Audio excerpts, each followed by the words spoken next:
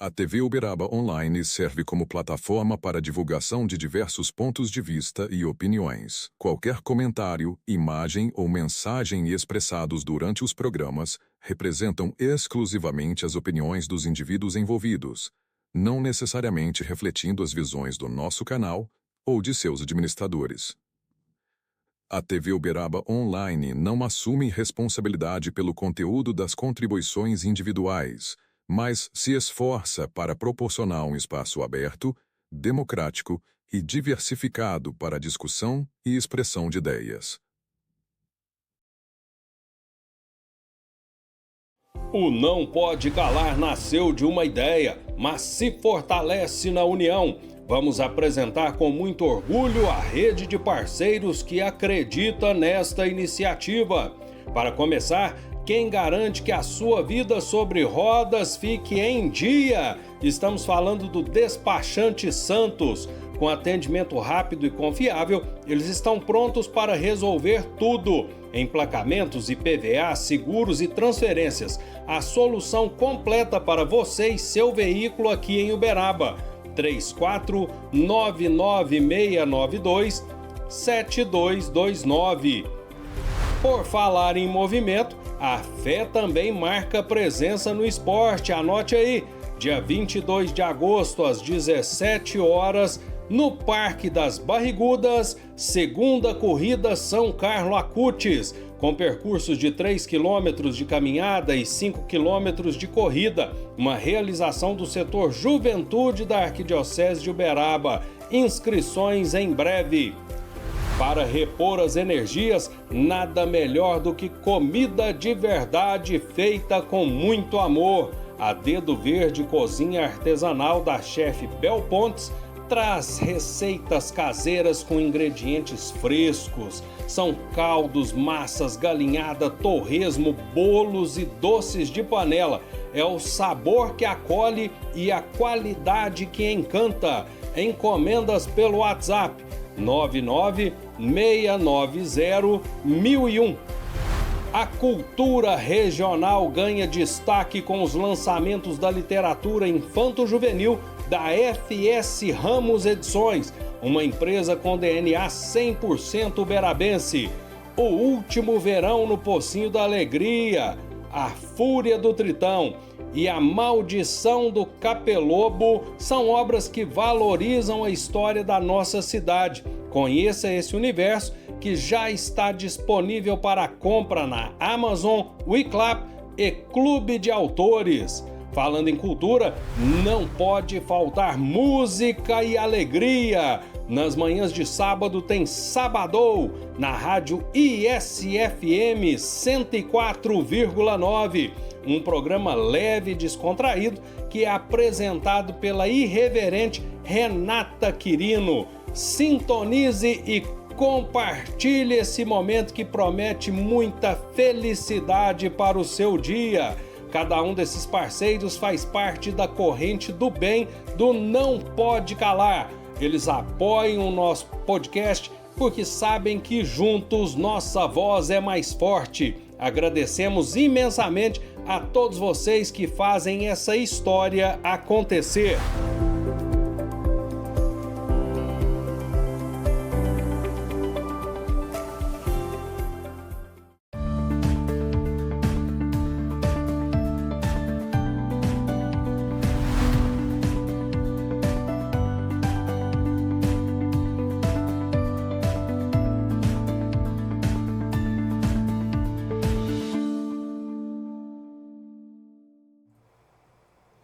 Vivemos um momento em que as relações se tornaram mais simples em alguns aspectos, mas bem complexas em outros.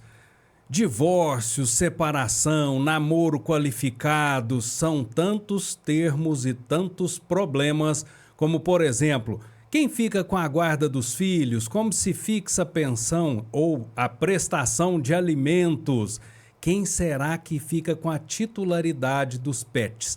Esses e muitos outros você vai ficar por dentro no Não Pode Calar de hoje.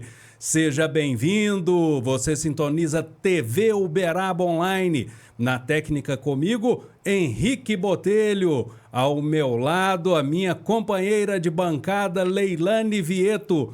E conosco, ela, especialista em direito das famílias. Como diria minha avó, uma sumidade. Aquela que entende tudo do assunto e hoje promete muito. Doutora Mônica Cecílio. Bom dia, Leilane. Bom dia, Mônica.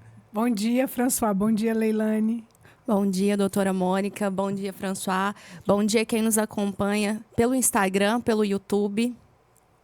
Doutora Mônica, vamos lá. Hoje choveu pergunta, viu? Que bom, fico feliz. É um tema bastante disputado aí nas redes pelas novidades que vem acontecendo. E em tempos de relações voláteis, o casamento parece estar fora de moda, né? Mas isso não impede que o direito alcance igualmente outras formas de relacionamento, o que exige cuidado e responsabilidade. Doutora, um namoro muito longo pode configurar a união estável? Leilane, eu acho interessante o legislador brasileiro, porque, na verdade, o que a gente, ao longo do tempo, tanto na advocacia quanto no magistério, o que a gente vai se aperfeiçoando e vai aprendendo, porque sempre é um aprendizado, a gente percebe que o namoro de muito tempo, eu não sei se eu poderia indicar, ou seja, numa relação hétero ou homo, qual deles que não quer que configure a união estável. Então, infelizmente, um namoro de muito tempo, se a gente mudar algumas situações fáticas, ele pode configurar uma união estável. E o legislador, François, ele deixou uma brecha muito grande. Por que a brecha? O que se exige para que configure a união estável? Uma relação pública, contínua, duradoura, com intenção de constituir família. Mas eu pergunto para vocês, tem muito casamento que, se você perguntar, parece que não tem a intenção de constituir família. Então, essa nomenclatura de união estável para casamento foi para acolher aquelas relações fáticas que não chegaram a se casar. Vai depender muito da prova documental, prova testemunhal, enfim. Inclusive da oposição de um falar, não, eu só estou namorando, e de outro provar que realmente é uma união estável. Mônica, nós estamos vivendo realmente um momento de mudanças aceleradas. Alguns especialistas dizem que nós estamos dando saltos quânticos, que a cada ano experimentado do século XXI estamos avançando 100 anos em complexidades, evoluções, mas também retrocesso. Sim. E aí os termos jurídicos borbulham e muitas vezes a gente fica completamente perdido. Perfeitamente. Até eu e a Leilane, o Henrique que está aqui conosco, que tivemos a oportunidade de estudar um pouquinho de direito. Mas como distinguir, por exemplo, de namoro qualificado, de união estável? Parece a mesma coisa. Sim. Essa dificuldade na elaboração e distinção desses termos propicia que a pessoa se defenda. Não é união estável, namoro qualificado. Não, é um namoro simplesmente. E existe a questão que o advogado ele acaba criando essa nomenclatura, e o doutrinador em primeiro lugar, para que a pessoa se safe de ser qualificado uma união estável. Então vamos lá, qual é a diferença de namoro qualificado e união estável? Namoro, todo mundo já sabe, é público e notório essa expressão. Agora, a expressão namoro qualificado, na realidade, ela foi criada para desqualificar uma união estável. Mas você tem uma união estável? Não, eu tenho um namoro qualificado. Qual é a diferença? Primordial, o namoro qualificado não tem intenção de constituir família. Mas o que seria a intenção de constituir família? Morar na mesma casa? Não há necessidade. Por quê? Porque na união estável não se exige mora uxória, ou seja, morar na mesma casa. Dividir contas? E se o regime for de separação total de bens? Não precisa dividir contas. Então, é uma linha limítrofe entre namoro qualificado e união estável muito tênue. É um fio de cabelo, François.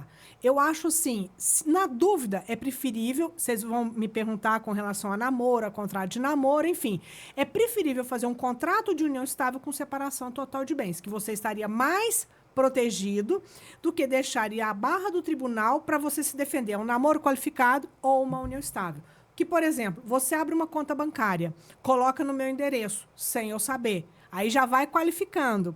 Você paga a internet da residência onde a gente mora está no seu nome, já vai qualificando. Tem compras de supermercado que você faz no cartão de crédito para levar para casa. Você paga empregada doméstica. Como isso não vai qualificar uma união estável? Não tem como eu tentar desqualificar a união dizendo que é um namoro qualificado. A linha é fina, tênue. E com isso, você corre o risco de amanhã responder um processo judicial entre que a pessoa entra contra você, a juíza contra você, união estável. E aí você fala, meu Deus, mas eu estava namorando. Não, querida, já é uma união estável. Tá? Então, doutora, é possível constituir um contrato de namoro? Ótima e esse pergunta. documento, ele realmente protege o casal e evita futuras ações judiciais? Tá, é assim, eu não dou a pílula, vocês já me conhecem, não fico passando mel onde não cabe. Ele não protege. Vou falar para você por quê. Primeiro, um contrato de namoro. Tá, é um contrato. As relações familiares agora, elas estão transformando em tudo em contratualização. Mas só que você fala, é seguro? Não, não é. Porque olha só, qual que é o próximo passo? Inclusive tem uma decisão do STJ.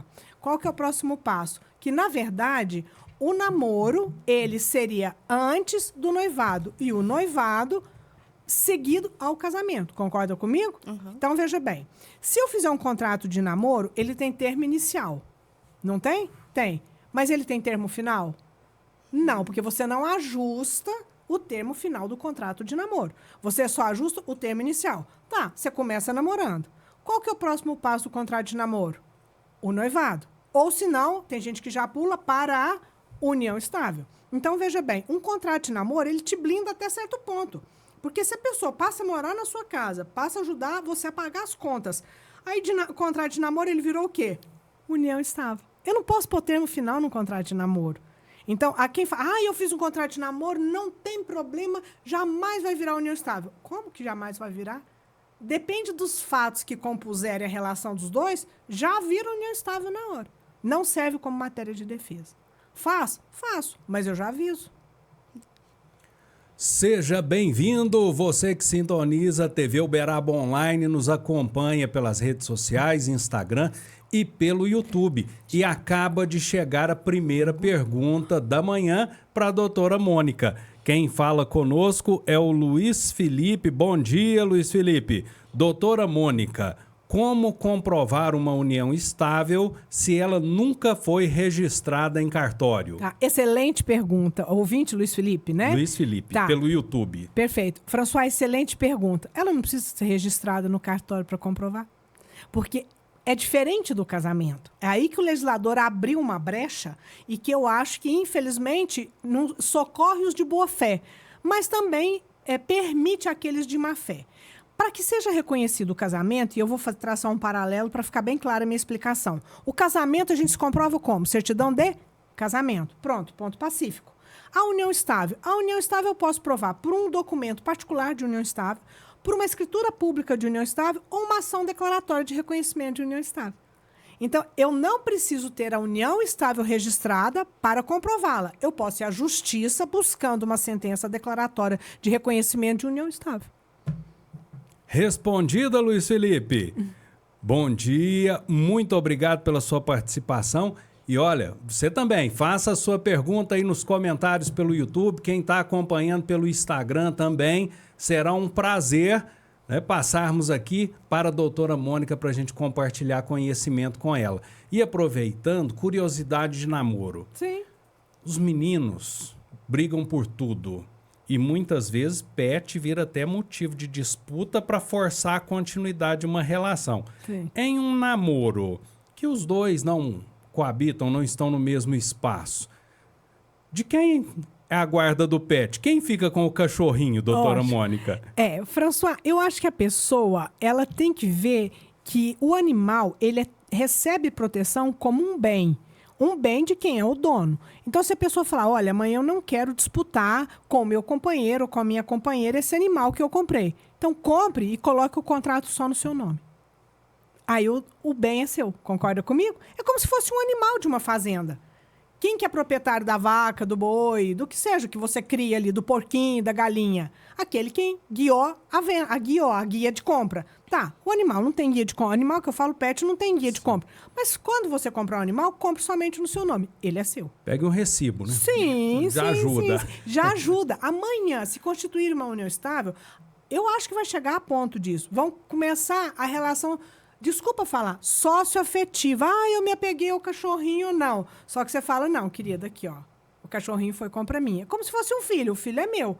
Agora, se o outro quiser ajudar a cuidar e se você realmente confiar, tudo bem, é como se fosse um filho. O filho da filiação socioafetiva. Não existe ação de reconhecimento de filiação socioafetiva?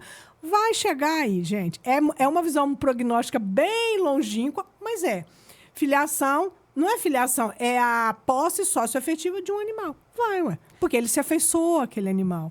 Nós acompanhamos recentemente um casal que estava se separando. E como a gente estava ali no cotidiano da convivência, nós percebemos que sempre o cônjuge usava o cachorro, a cachorrinha, na verdade, para picar a ex-parceira, e ficava naquela da guarda compartilhada. Um final de semana comigo, outro com você, uma semana comigo, outro com você. Exatamente. Então, você diria que a disputa pela guarda dos pets tornou um problema frequente nas separações? Ô, Leilane, eu vou pontualmente responder uma coisa para você, é até hilário que eu vou falar, mas é verdade. Eu presenciei isso numa audiência.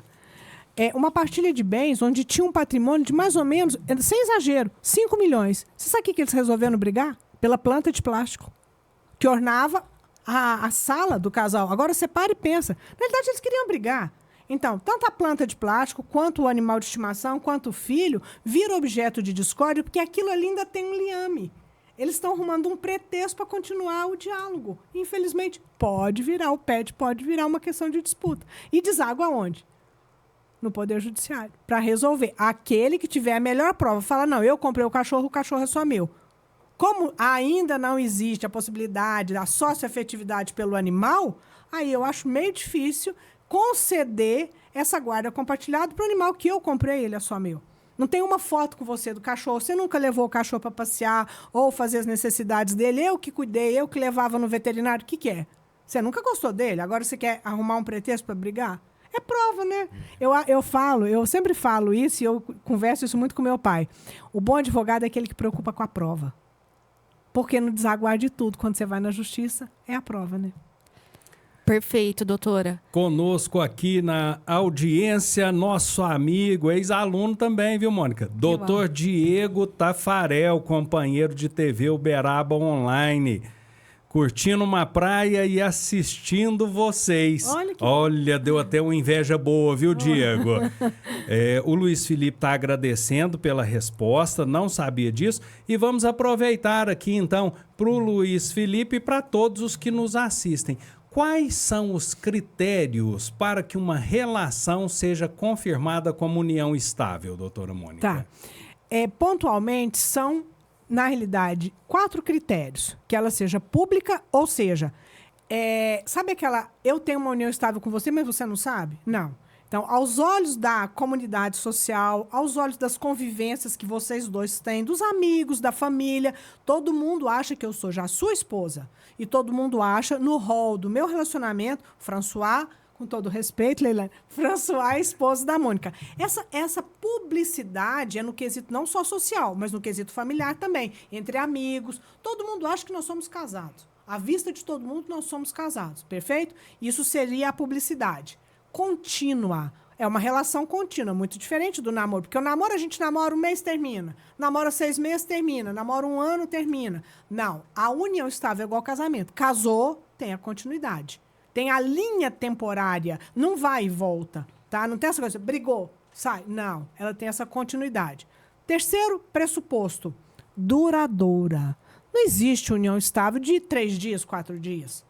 Por quê? Porque aí vem aquela questão que eu sempre falo. Você constituiu uma união estável, está morando na minha casa, tem 4 dias, eu ganho na loto. Duvido que não entra com uma ação de reconhecimento de união estável com partilha de bens. Quem é o ser humano que fala para mim, não, 4 dias só, não vou querer? É impossível, mas vai. Mas essa durabilidade é porque demanda um certo tempo. Tá certo? E como quarto pressuposto seria a intenção de constituição de família. Gente, para mim, com todo respeito, dentro do nosso país, é uma expressão vaga, porque tem muito relacionamento de casamento que você vê que não tem intenção de constituir família, cada um vive a sua vida independente. Tem até relacionamento concomitantemente, tanto a mulher, numa relação hétero, a mulher como o homem, ou mesmo é uma relação aberta. Então, aí eu diria, numa relação aberta, eu posso configurar isso como intenção de constituir família?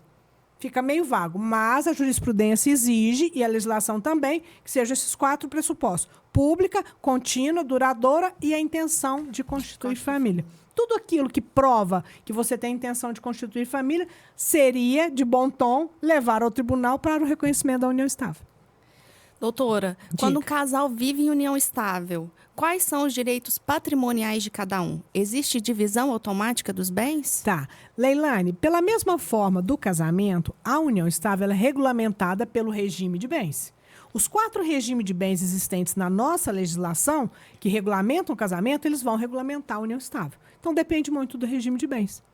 Tanto, são 4. Regime de comunhão universal de bens, regime de comunhão parcial de bens, regime de separação total de bens, que ele bifurca, e tem o regime de participação final nos aquestos. Eu conheço só uma pessoa que fez um contrato de união estável nesse regime.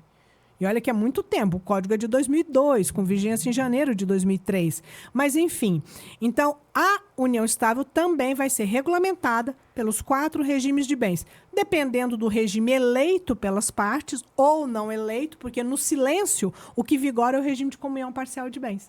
Então, dependendo do regime, é o que vai regulamentar. A dívida partilha? Não partilha. Os bens herdados, partilha? Não partilha. Os bens comprados, partilha? Não partilha.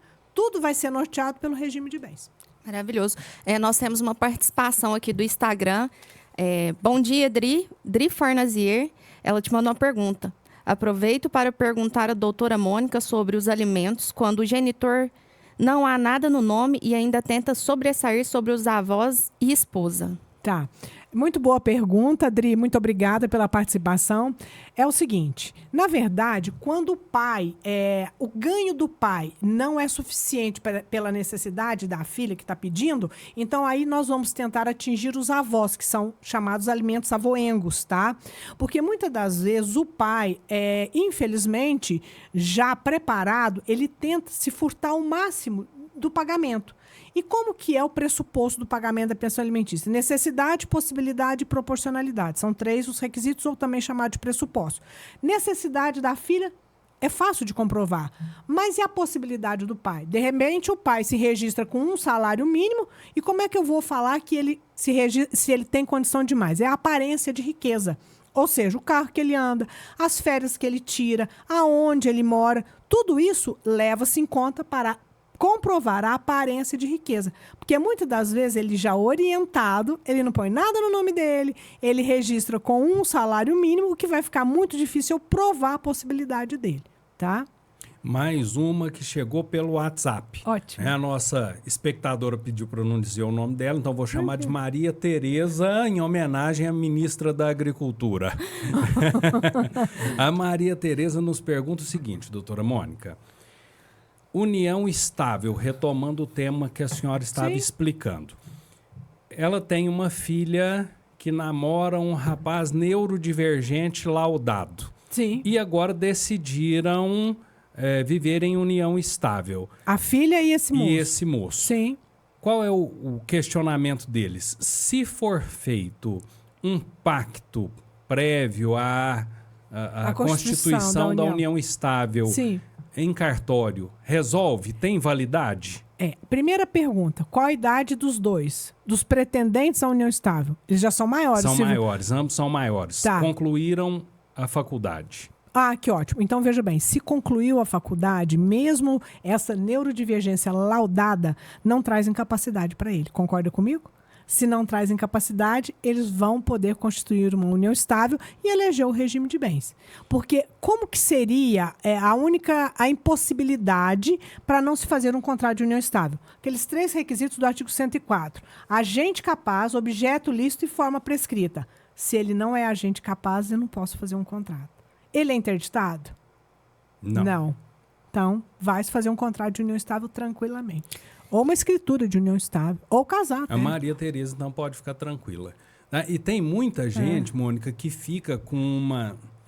O brasileiro ele é cheio de paradigmas e tabus herdados de um passado estranho. Sim. Muita gente acha que discutir patrimônio antes de casamento é hipocrisia, que é uma ofensa ao amor. Sim. Né? Amor não se mistura com dinheiro. Concordo, em número, gênero e grau. Não só porque eu sou advogada, não é questão dessa. É porque eu brinco, eu com 35 anos de profissão, no exercício ali do escritório, eu falo que eu já fiz tanto divórcio, eu já divorciei tantas vezes, que a pessoa, quando ela vai até mim, ontem eu falei isso para uma cliente, eu falei, é o primeiro divórcio seu. Você imagina quantos eu já fiz? Então, na verdade, no primeiro divórcio da pessoa, ou seja, no primeiro casamento, ela vai ficar cheia de dedos para falar para o cônjuge, olha, cônjuge não, para o nubente, tá? Ou noivo, fiancé, enfim. Vai ficar cheia de dedos para falar, olha, eu quero regime de separação total de bens, porque vai achar que não ama. No segundo, ela já vai consultar um advogado. Porque ela já está descolada daquilo que ela levou de prejuízo ou não do primeiro. Então, a experiência, porque no nosso país agora que está começando a despertar, vamos eleger o regime de bens, são as pessoas mais novas ou as pessoas mais velhas quando se casam, porque a eleição do regime de bens não significa que eu não te ame, significa que eu quero autonomia patrimonial para mim gerir o meu patrimônio. Não que eu não confie no seu. Confio. Nós vamos comprar esse imóvel aqui em condomínio, sem problemas. Vamos supor que a gente elege o regime de separação total de bens. Eu vou comprar o patrimônio, meu vai estar no meu nome, o seu vai estar no seu nome. Aquilo que a gente puder comprar em comum, a gente compra em comum, vira um condomínio. Agora, delegar isso, esse direito do cidadão de buscar o conhecimento para ver que regime de bens que ele vai se casar, isso não diz respeito a que eu não te ame. Não vamos misturar amor com administração patrimonial. Lá na frente vai dar BO. Vai dar problema, porque daí me chega o divórcio. Eu brinquei outro dia com um amigo meu, falei, olha bem, deixa eu te explicar, a única pessoa que não divorcia é que não está casada. Você não quer divorciar? Então não casa. Não quer pagar o IPVA? Não compra o carro. Mas é lógico, é raciocínio lógico. Ah, mas eu não quero me divorciar. Eu falo, querido, você entrou para brincar, se não sabe brincar, não desce pro play. Lembra da brincadeira? Sim. Então, enfim. Ah, não vou divorciar nunca. Eu falo, perfeito. Que Deus te abençoe. Amém. Tudo bem, mas assim, é uma possibilidade. Porque hoje, infelizmente, não sou eu que estou falando isso, é filósofo, é psicólogo, então, as relações são fluidas. Na minha época que eu formei, François, em 91, olha, eu vou te falar, a mulher divorciada, ela não era vista torta, não, ela era alijada da sociedade. Hoje, muitas das vezes fala, ai, realinhei a minha vida. Eu não falo mais livramento, eu falo, realinhei a minha vida. Mas, na verdade, é isso. As pessoas refazem as relações. Isso é ruim? Não, porque às vezes a relação realmente está ruim. Não que vocês vão se tornar inimigos. Mas tá, a gente mudou, passou-se muito tempo, nós conhecemos quando criança, agora já é outra mentalidade a minha, conhecemos como adolescente. Enfim, então a gente tem que entender, só não divorcia quem não casa. E, em razão disso, vamos consultar um advogado, por favor, para entender os regimes de bens. Porque na hora que aconteceu o divórcio, o que vai regulamentar o quesito financeiro na relação união estável ou casamento é o regime de bens. Você casou às cegas, você não sabe o regime de bens. Você está dando um passo e você não sabe se é uma escada, se é reto o terreno ou se é declive.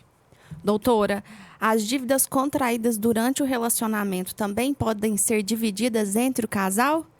E em quais situações isso acontece? Tá, vamos lá? Voltamos, desaguamos na vala comum, regime de bens. No regime de comunhão universal de bens, as dívidas são partidas todas. No regime de comunhão parcial de bens, somente aquelas dívidas feitas na constância do casamento. No regime de separação total de bens, dívida sua é sua, dívida minha é minha. Agora, pelo amor de Deus, não casa no regime de separação total de bens, não, e avalizo a fiança, seu marido, aí pronto. Eu te blindo no regime e você me afiança ele. Outro dia eu analiso muito pacto, sabe? Pacto antinupcial. E graças a Deus, não só em Uberaba. Então a pessoa veio me procurar. E a pessoa tinha um cargo maravilhoso, era funcionária pública federal. Eu fiz, olha, só para você ter noção, ela ia se casar. Eu fiz um pacto antinupcial para ela, tinha 6 folhas. Blindei ela, porque ela tinha um vencimento maravilhoso, funcionária pública federal, de Brasília. Fechado. Falou, Mônica, excelente. Eu falei, perfeito, você está segura. Porque a pessoa com quem ela ia se casar tinha um nome muito complicado, ou seja, não tinha um nome limpo.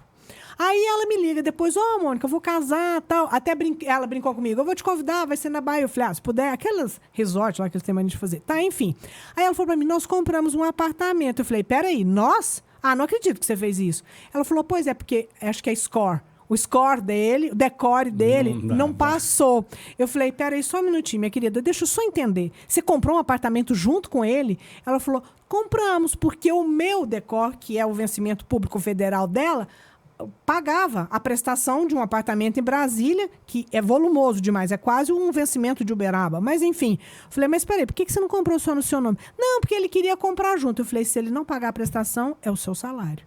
Ai, Mônica, eu falei, eu blindei você com o pacto antinupcial de separação total. E você vai e me faz um contrato num valor desse mensal, você virou condômina dele. Só que se ele não pagar, você vai pagar.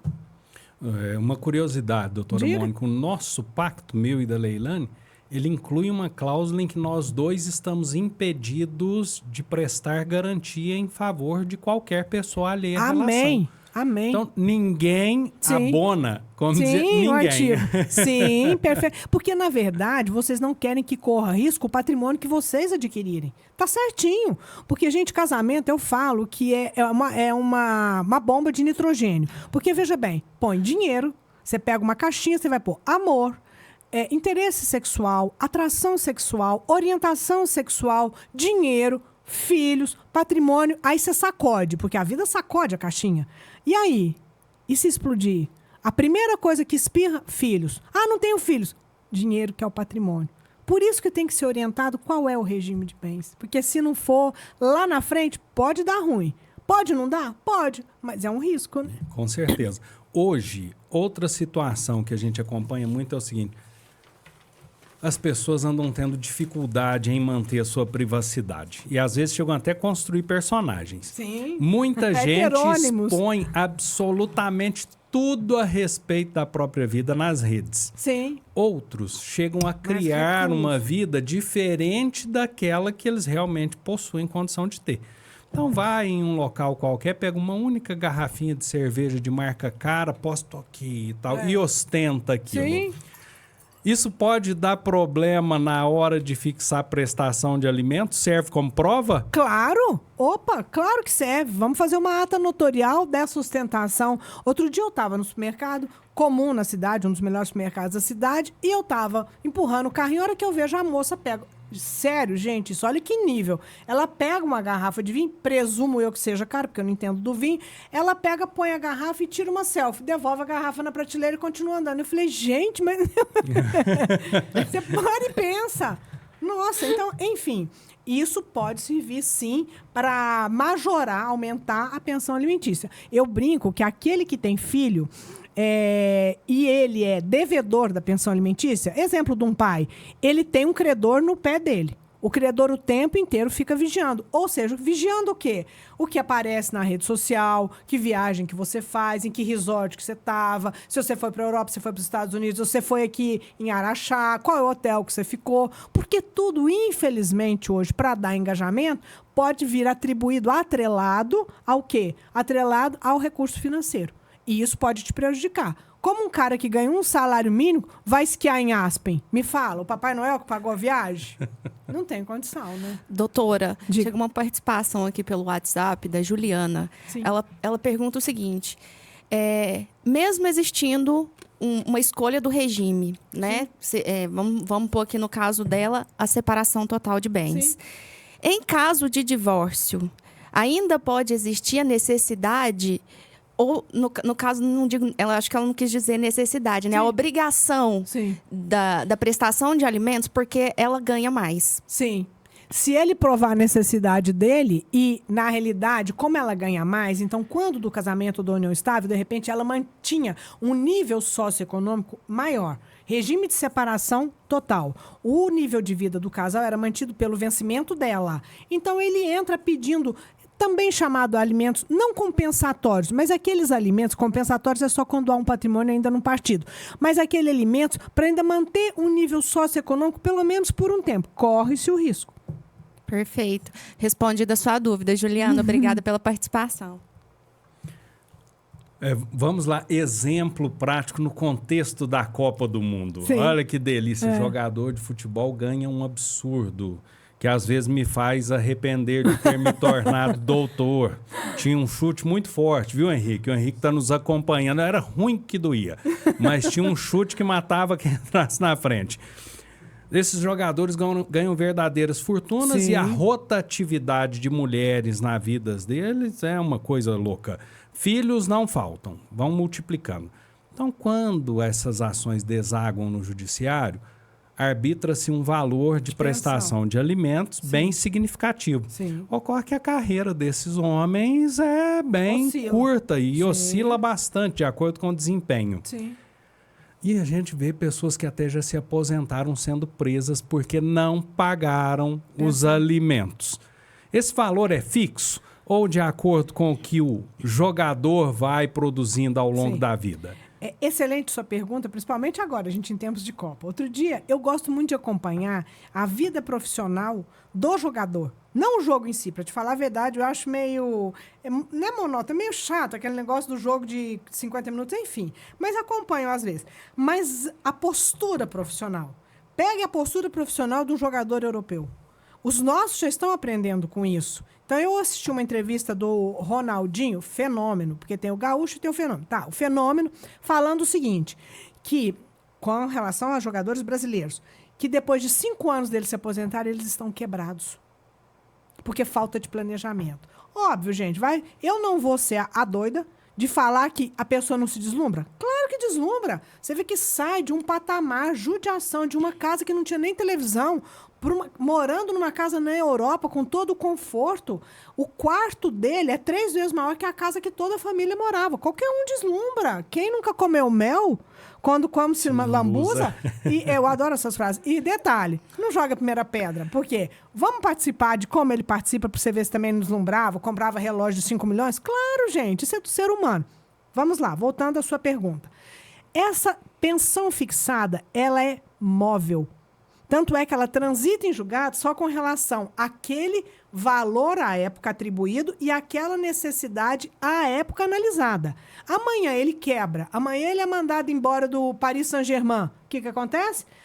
Ele pode entrar com uma ação revisional de alimentos para diminuir os alimentos. Só que vai ficar difícil diminuir se ele for um jogador tipo Ronaldinho Fenômeno ou Ronaldinho Gaúcho, que soube aplicar aqueles vencimentos e continua, não vou dizer no mesmo padrão, mas num padrão bom de vida. Ele, às vezes, vai conseguir reduzir, provando que diminuiu a possibilidade dele. Mas não zerar, ou... zerar não, mas não, assim, diminuir a contento. Por quê? Vou te dizer o seguinte. Como a prestação alimentícia ela é móvel de acordo com a necessidade, com a possibilidade, necessidade de quem pede, possibilidade de quem paga, ele vai provar que ele não tem mais aquela possibilidade.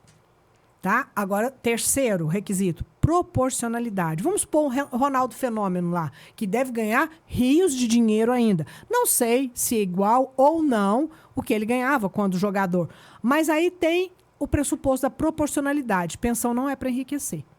Pensão é para sobreviver. Aí a criança vai ter que provar a necessidade. Necessidade de quê? Tem que ir para a Europa todo ano. Não, isso não é necessidade. Tem que morar num país estrangeiro. Não, isso não é necessidade.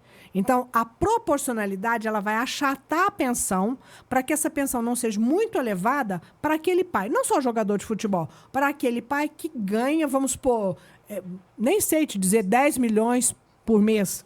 Óbvio que essa pensão não vai ser 30% de 10 milhões por mês, porque ele tenha só um filho. Perfeito? Então, diante desses pressupostos, a sentença que condena ou mesmo de um acordo da pensão alimentícia, ela oscila conforme a necessidade e a possibilidade da época. Maravilhoso. Nós temos aqui a participação do Dr. Cristiano Molo. Ele disse que excelente conteúdo. Obrigado, Cristiano, pela participação. Dr. Cristiano, que participou conosco dos últimos lançamentos da FS Ramos, hein, Cristiano? Vamos ainda fazer uma visita ao Clube Atlético Mineiro para entregar o Burnout Esportivo, hein? Obra que o senhor também assinou. Tem mais em janeiro. Doutora Mônica, o que pode acontecer com o pai ou a mãe que deixa de pagar os alimentos? Tá, ou seja, aquele genitor, vamos assim chamá-lo, aquele genitor que é responsável pelo pagamento da pensão alimentícia, pode constituir abandono material, abandono intelectual, abandono de incapaz. Isso tipificação do Código Penal, tá? Mas tudo bem, pode ser também abandono afetivo, que dá o quê? Ação de indenização. Agora, François, infelizmente, o nosso Poder Judiciário, ele ainda não chegou num consenso, e quem descobrir isso é melhor que descobrir a roda, porque não adianta um pai ser condenado por abandono afetivo, ação de indenização pecuniária, se ele não tem nada para me penhorar. Como que eu vou receber? Não tem como eu receber. É verdade que os casos agora estão chegando até mesmo a suspensão da CNH, carteira de habilitação? Sim, mas eu vou te fazer uma pergunta. Você anda em Uberaba de carro dirigindo e eu ando. Tem alguém que te para? Então suspenda a sua CNH. Você pega o Uber. Ou senão você dirige, guarda não vai te parar. Ou senão você continua dirigindo sem a carteira.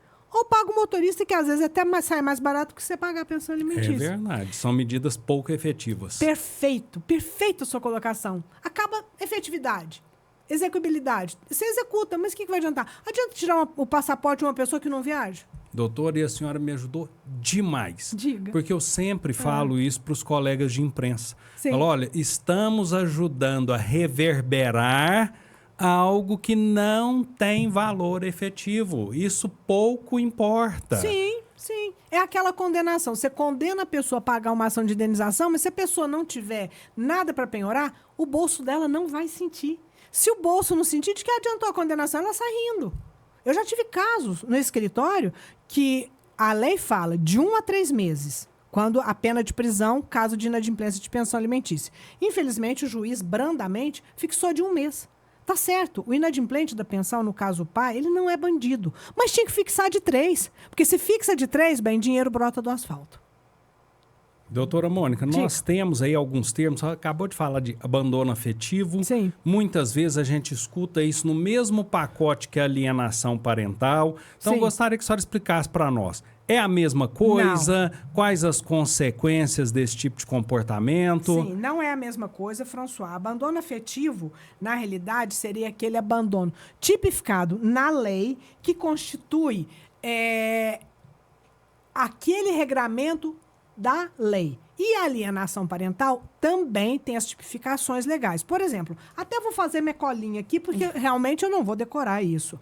O abandono afetivo, ele é tipificado na lei. A alienação parental, na verdade, ela tem 1, 2, 3, 4, 5, 6, 7. E eu sou muito humilde para falar que eu trouxe a cola.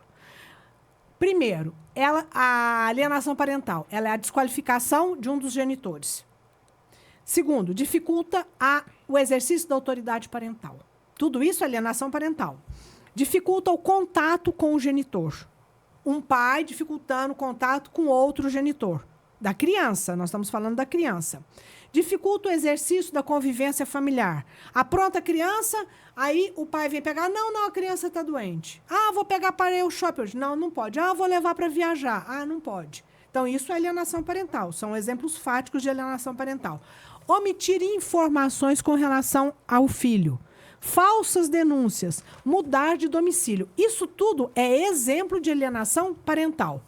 Com relação ao abandono afetivo, nós vamos raciocinar inversamente. O que constitui a assistência afetiva? Orientar a criança na profissão, orientar nas escolhas. Ainda como criança, óbvio, que depois dos 18 anos não existe abandono afetivo posteriormente à maioridade. Solidariedade e apoio naquelas questões emocionais, materiais e psicológicas que a criança tiver. Presença física. Então, qualquer omissão disso ou ofensa aos direitos fundamentais da criança é considerado abandono afetivo. Ou seja, o leque é amplo, muito mais amplo. Uma coisa é abandono afetivo, outra coisa é alienação parental. Os dois desaguam numa ação de indenização. Tá? Na alienação parental, existem outras reprimendas legais que talvez aquele genitor, que é o alienante, ele vai sofrer a pena antes mesmo de encostar no bolso. Ou seja, diminuir a visita, perder a guarda. às vezes ele é mais eficaz do que o abandono afetivo. Antes de passar o microfone aqui para minha colega de bancada, Leilane, mandar um abraço para Cláudia Maria, ela que nos parabeniza pelo programa de hoje, doutor, e diz que está assistindo a gente lá do norte de Minas. Terra que eu gosto demais, ó, São Romão, São Francisco, Montes Claros. Tenho amigos esparramados por toda essa região. Muito obrigado pela audiência e passe a dica para os amigos. A cada 15 dias aqui na TV Uberaba Online, não pode calar. Sempre alguém que tem o que dizer sobre o que não pode ser ignorado. Doutora Mônica, Adri Fornazier manda outra pergunta aqui para você. Há diferença entre abandono material e abandono afetivo? Sim, o abandono material seria a falta de cumprimento na pensão alimentícia, o que deságua no abandono afetivo. Um é menos amplo que o outro. O material diz respeito a financeiro. Financeiro no quesito pensão alimentícia, quer seja ela em dinheiro ou in natura. Porque às vezes o pai ele é obrigado a pagar a pensão alimentícia, não é só meio salário mínimo. Ele é obrigado a pagar a pensão alimentícia, mais a escola, mais o material escolar, mais o plano de saúde. Então, não feito, não adimplida essa obrigação, significa abandono material. Agora, o abandono afetivo, ele é um tipo, o abandono material é um tipo de abandono afetivo, além de outros. Falta de presença, falta de apoio emocional, falta de orientação, isso tudo é abandono afetivo. Tá certo? Perfeito. Doutora Mônica, existe o abandono afetivo inverso? Olha, é assim, é interessantíssima essa pergunta, porque existem alguns doutrinadores que já entendem que sim, baseado no artigo 229 da Constituição Federal.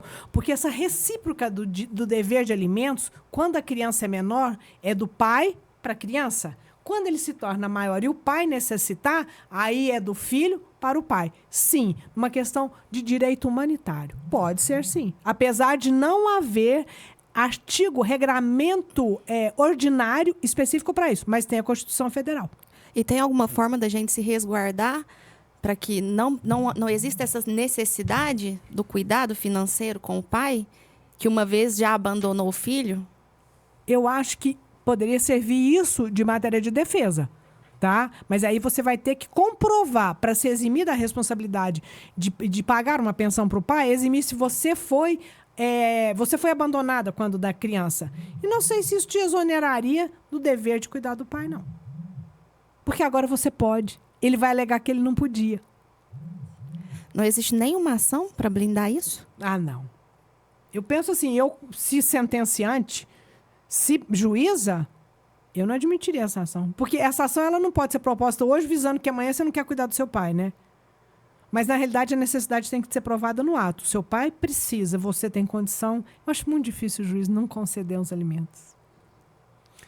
Mandar um abraço para o pessoal da Arquidiocese de Uberaba, minha amiga, apresentadora da Metropolitana FM, também da ISFM, Renata Quirino, muito obrigado pela sua audiência, obrigado também ao Padre Otávio que nos acompanha, Padre Otávio que é responsável pelo setor juventude e está aí se esforçando nos detalhes finais da organização da segunda corrida São Carlos Acutis. Em breve nós vamos trazer mais novidades aqui para vocês a respeito.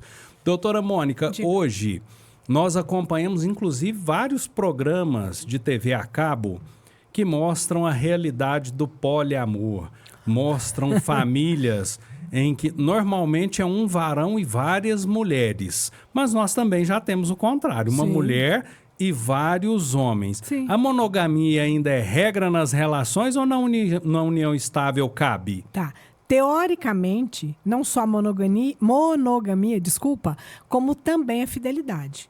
Ela é um dever. Só que descumprido, qual a penalidade? Nenhuma. Porque hoje você não precisa justificar para entrar com ação de divórcio. E raros e honrosos casos dariam uma ação de indenização se houver algum desrespeito de ordem de fidelidade sexual. Segundo, o poliamor ele não é aceito ainda juridicamente. Juridicamente, vou abrir o leque. Não existe legislação que aceite, não existe doutrina. Tem alguns doutrinadores que aceitam, mas não existe jurisprudência disso ainda, tá? Então, a constituição, quer seja da união estável do casamento, ela tem que ser apenas a 2.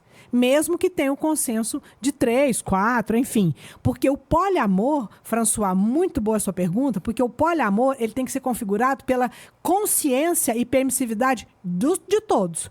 Não é você casado com a Leilane e ter uma relação comigo que só eu e você sabemos, não. A relação é a 3, mas todos nós consentimos nessa relação a 3. Eu sei, Leilane sabe e você sabe. Mônica, mas isso vai dar em quê? Se você engravidar a Leilane ou engravidar a mim, paternidade. O exame de DNA resolve isso. Perfeito? Perfeito. Patrimonial. Amanhã dissolve essa relação como se fosse uma sociedade mercantil, como se fosse uma sociedade comercial. Houve o aumento de patrimônio, o patrimônio só está no seu nome, eu e Leilane contribuímos, nós vamos entrar com o quê? Uma dissolução de sociedade. Como Ou comercial. seja, quem está em uma relação como essa e acha que pode simplesmente mudar para Manaus amanhã e se transformar no Boto, vai pagar a conta mesmo assim. Vai pagar a conta. Se tiver patrimônio, é óbvio que vai ter briga. Agora, se não tiver patrimônio, um abraço, fica com Deus. Mas, infelizmente, vai desaguar na parte financeira. Às vezes, o direito vai aonde o dinheiro está. Tem dinheiro? Tem patrimônio em jogo? Não, não tem nada, não constituiu nada. Um abraço, não quero nem saber. Tchau, vai com Deus. Por isso que tem que regulamentar através do regime de bens. Para não dar BO problema mais à frente. Fizemos uma banca com a doutora Mônica sobre o poliamor, né, vida?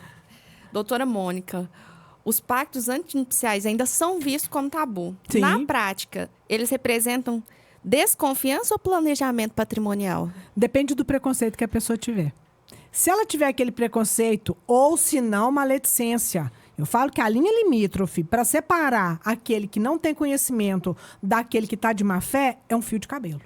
Às vezes você só vai ver que a má fé e não era burrice lá na frente. Ai, não. Por exemplo, você começa a namorar um rapaz, aí ele vira para você e fala assim, olha, eu quero um regime de bens de separação total. Se você tiver de boa fé, fala, perfeito, sem problemas. Só que eu não vou ajudar você a comprar nada, porque eu não vou te passar o dinheiro para o patrimônio ser só seu. Tranquilo, é o jogo limpo, é as claras. Mas se ele tiver de má fé, ele pode até falar, não, vamos um regime de comunhão universal de bens. Burrice, porque quem tem patrimônio é você. Ele vai entrar com nada, você vai entrar com patrimônio.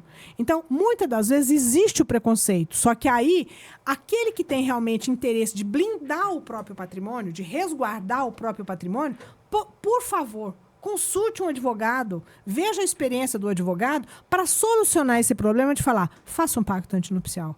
Ah, mas eu vou perder o namorado, o noivo, que seja, eu falo, aí a opção é sua. Você quer perder agora ou você quer perder depois? Você quer perder agora sem precisar de partilha de bens ou você quer perder depois, perdendo, além de perdê-lo, você vai perder o patrimônio também. Aí a opção é do consulente, concorda, François?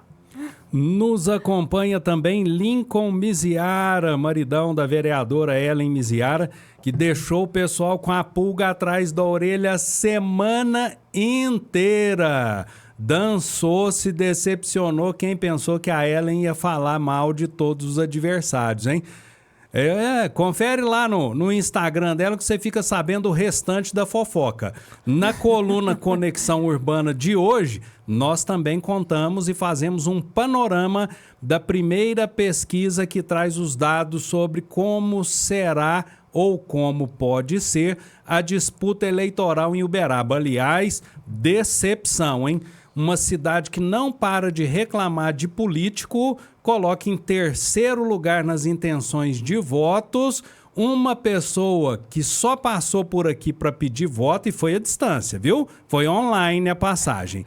Depois voltou prometendo uma mixaria para um dos hospitais da cidade e pouco fez além de fomentar ódio com as declarações que sempre trazem polêmica para o nosso dia a dia. Tá na hora de pensar, viu, gente? O programa de hoje não é para isso, mas se nós queremos que Uberaba se desenvolva, que Uberaba evolua, que Uberaba deixe de ser, como alguns gostam de dizer, um curral, já passou da hora de começarmos a pensar grande e termos nossos próprios representantes em Brasília e em Belo Horizonte. Ah, diz um nome aí pra gente. Não, isso não sou eu quem tem que dizer. Quem tem que escolher candidato é você. A única coisa que deve servir como um norte para nós é não fez nada pela cidade, não tem voto, não é daqui, nós não vamos nem prestar atenção no que está dizendo, porque provavelmente não passa de promessa. E as relações são cheias de promessas, doutora Mônica, não é? Será que é uma exclusividade dos casais que têm patrimônio ou que um deles tem patrimônio tomar um cuidado especial antes de assumirem uma relação mais consistente com os pactos, por exemplo? Ou o pobre também deve prestar atenção? Porque e se a condição dele mudar amanhã? Como é que fica? Adorei a pergunta. François, eu acho que aquele que se preocupa é aquele que aposta em si mesmo. Por quê? Profundo isso, doutora. Mas sabe por quê? Vamos supor, nós somos 2 adolescentes. Adolescentes assim, já somos maiores, temos 20 anos. Se eu apostar na minha capacidade, eu tenho que apostar na sua também. Claro que hoje, com a idade que eu tenho, a minha visão é completamente diferente. Mas você vê que, às vezes, isso é muito da mulher. Não há nenhum preconceito da minha parte aqui. É porque, às vezes, é muito dada a perspectiva social da mulher confiar, trazer a confiabilidade naquela relação heterossexual ao companheiro. Então, ela não confia nela, ela quer casar com regime de comunhão parcial de bens para assegurar que tudo aquilo que ele comprar seria dela também. Mas aquela que já entra dizendo assim, eu me garanto, pode fazer união, separação total de bens. Porque o que eu quero, que é meu, é só meu. O que é dele, é só dele. Mas se ele ficar milionário, não tem problema, deixa eu ficar só com ele. Então, aquele que aposta em si, ele também vai se preocupar com o regime de bens. Porque ele quer assegurar que aquilo que ele fizer será dele. Porque, olha só, veja bem, o tanto que um casamento, as pessoas falam assim, o casamento tem a relação afetiva. Mas muitas das vezes o casamento, ou a união estável, né? Ela se destrói por questão patrimonial. Porque, olha só, você constrói, você trabalha e o outro faz dívida. Independentemente do sexo, do gênero, o outro faz dívida. Quer dizer, você está crescendo, você está positivo e o outro está negativo. Como é que você vai fazer com isso? E, mais uma vez, eu repito, infelizmente isso pode se demonstrar ao longo de uma relação. Às vezes no namoro não demonstrou, às vezes no noivado não demonstrou, vai desaguar isso no casamento. É ele chegar em casa, não passar na padaria para comprar um pão e trazer. Você vai fazer a compra dos mercados e fala, meu caro, você não trouxe um pão. Vou sair com os meus amigos para tomar uma cervejinha. Para cerveja você tem, para o pão de casa não tem? Aí eu te pergunto, isso é a intenção de constituir família? Será que o que é bom dura pouco? Olha, no casamento, nas relações afetivas, eu sinceramente não sei. Eu sou daqueles que acreditam em casamento. Tá? Já tive um derrape, já me parti em alguns momentos da vida, mas encontrei meu verdadeiro amor. Tá aqui comigo na bancada e não estou falando com medo de apanhar dela, não. O fruto está sentadinho aqui, que é uma linda menina de 12 anos, a Lavínia, que eu puxo a orelha dela quando precisa, mas abraço e beijo sempre que merece. Então, o casamento também tem as suas benesses. Sim. Né? Eu sou cafona, mas ser cafona te deixa feliz? Então segue adiante. Sim. Só que o especialista não somos nós. O Não Pôde Calar de hoje, que vai chegando ao seu final, trouxe uma professora universitária com experiência. Olha, são tantas casas que se eu falar aqui por onde ela já passou, eu posso acabar injustiçando alguém. Mas hoje, doutora Mônica Cecílio está na Unipac de Uberaba, na Faculdade de Direito. Ela ajuda a disseminar conhecimento para que outras pessoas no futuro possam fazer a diferença e evitar que todos nós estejamos aí desabrigados de bons profissionais no mercado. Tomara que ela consiga, porque não está fácil formar, viu, gente? E como não está fácil formar, a gente precisa pensar cada vez mais. A Leilane Vieto tem uma última pergunta para a doutora Mônica. Doutora Mônica, para quem está começando uma vida a dois, seja um namoro, união estável, casamento, o termo novo de namoro qualificado, Sim. quais as orientações jurídicas básicas você considera essencial para evitar conflito e garantir mais segurança para ambos no futuro? Tá.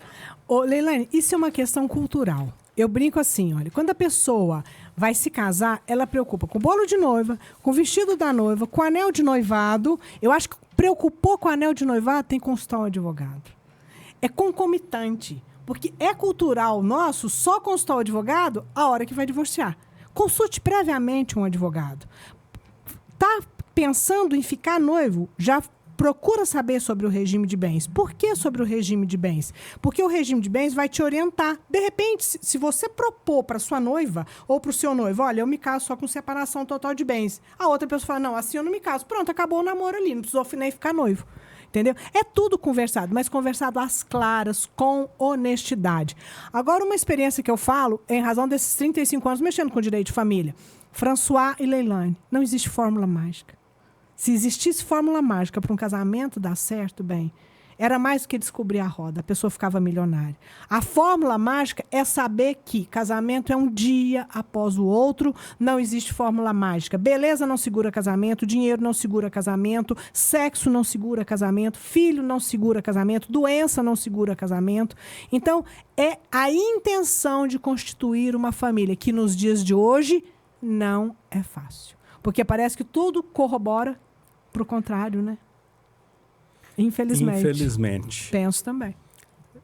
Olha, antes de nos despedirmos da doutora Mônica, fofoca aqui, viu? Vou antecipar. O Henrique Botelho está preparando uma equipe de primeira linha que vai marcar presença na confraternização do grupo Política Uberaba. Estarão reunidos em um mesmo espaço nomes como Anderson Adalto, Tony Carlos, Cabo Diego, Patrícia Melo, Paulo Piau, Lerim, enfim, muita gente que promete ser protagonista no pleito eleitoral que se aproxima. Outubro está chegando. No próximo programa a gente vai ter aqui no Não Pode Calar a prefeita Elisa Araújo, que já confirmou sua vinda. E nós vamos trazer dessa festa, olha, muita fofoca de bastidor, porque é isso mesmo que o pessoal gosta de saber. Mas no meio das fofocas, a gente promete trazer propostas, porque essa é a obrigação da imprensa, levar até você aquilo que realmente importa e faz a diferença na sua vida, para que você possa escolher de forma consciente. Se você disser para mim, olha, ninguém presta, nós precisamos estar atento às propostas. E eu tenho que escolher alguém, porque esse é o regime democrático. E depois a gente precisa aprender a cobrar, que é o que eu disse há pouco. Chega de votar em quem não traz nada para Uberaba a não ser promessa. Nós prometemos continuar em breve com essa discussão com o Henrique Botelho, lá na festa de confraternização do Grupo Político Uberaba. São mais de 300 pessoas administradas pelo empresário Cássio Franco. Você confere os detalhes aqui na TV Uberaba Online. Doutora Mônica, diga. Muito obrigado por ter topado o convite, por ter trazido tantas informações esclarecedoras, por nos ajudar a levar conhecimento para o uberabense. E olha só, já chegando ao norte de Minas, você aí de todo lugar do Brasil que assistiu Não Pode Calar, mande pra gente. Quem sabe não pinta uma curiosidade regional aí que nós podemos ajudar você a clarear, assim como a doutora Mônica nos ajudou hoje. Muito obrigado, doutora. Eu que agradeço, François e Leilane, pelo convite. Me sinto muito honrado de estar nessa bancada. E, François, quando a gente divide, a gente multiplica. Eu sempre tenho isso comigo. E, mais uma vez, meus queridos, muito obrigada pelo convite e continuo à disposição. Obrigada, Henrique, também, né, pela carinhosa receptividade. Estou à disposição. Muito obrigada, doutora Mônica, pela participação. Gostaria de agradecer também a nossa parceira Bel, da Dedo Verde Natureza em Arte, que com muito carinho preparou um mimo para você. Ai, que delícia. Então, receba o nosso carinho. Ah, que bom. Obrigada pela participação. Ah, eu agradeço. Bel e Jânio, obrigada pelo carinho. Fico muito feliz. Tenho certeza que será o meu lanche. Ai, que delícia. Eu adoro guloseimas. A gente tenta emagrecer. A Leilane conseguiu, mas eu, gordinho, vem com essas gostosuras pro meu lado. Como que eu faço? Delícia. Tem que comer. Que delícia. Obrigada mesmo, de coração. Fará parte do meu lanche da tarde de hoje. Bel e Jânio, obrigada, viu?